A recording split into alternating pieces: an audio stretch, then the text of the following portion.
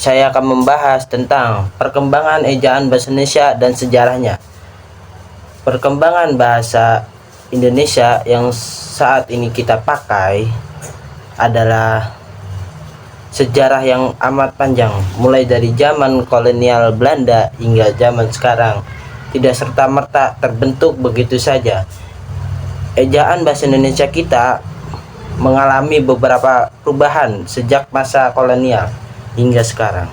Setiap perubahan ini mengalami latar belakang sejarah dan tujuan berbeda-beda.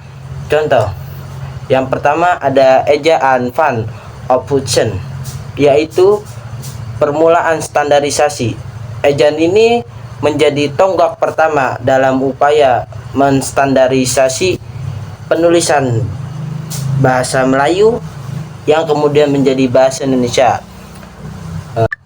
Baik, yang kedua ada ejaan dari Suwandi pada tahun 1947. Perubahan signifikan, apa sih yang terjadi perubahan signifikan pada ejaan Suwandi? Yaitu terjadinya beberapa kali perubahan signifikan seperti penulisan kata sambung dan kata depan. Baik, yang ketiga ada ejaan Melindo pada tahun 1961. Kerjasama antara Indonesia dan Malaysia ini merupakan hasil kerjasama dalam upaya mempersatukan penulisan bahasa Melayu. Oke. Ejaan terakhir yang disempurnakan atau EYD pada tahun 1972. Ejaan standar.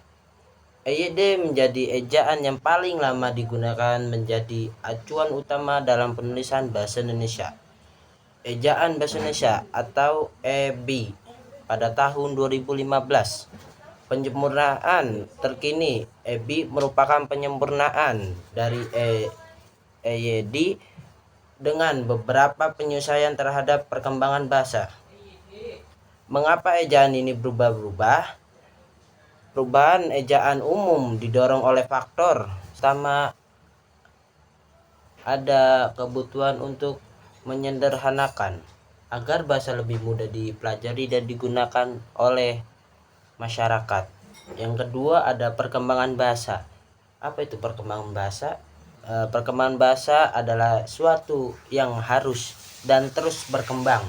Jadi di zaman sekarang itu banyak bahasa yang udah baku dikarenakan oleh ejaan EB. Yang ketiga ada identitas nasional. Ejaan juga menjadi simbol identitas nasional. Jadi bahasa Indonesia ini menjadi simbol nasionalisme bangsa Indonesia. Kesimpulannya, sejarah ejaan bahasa Indonesia menunjukkan betapa dinamisnya sebuah bahasa. Perubahan yang terjadi bertujuan untuk menyempurnakan dan menyesuaikan bahasa dengan kebutuhan masyarakat. Mungkin cukup sekian dari saya, kurang lebihnya mohon maaf. Wassalamualaikum warahmatullahi wabarakatuh.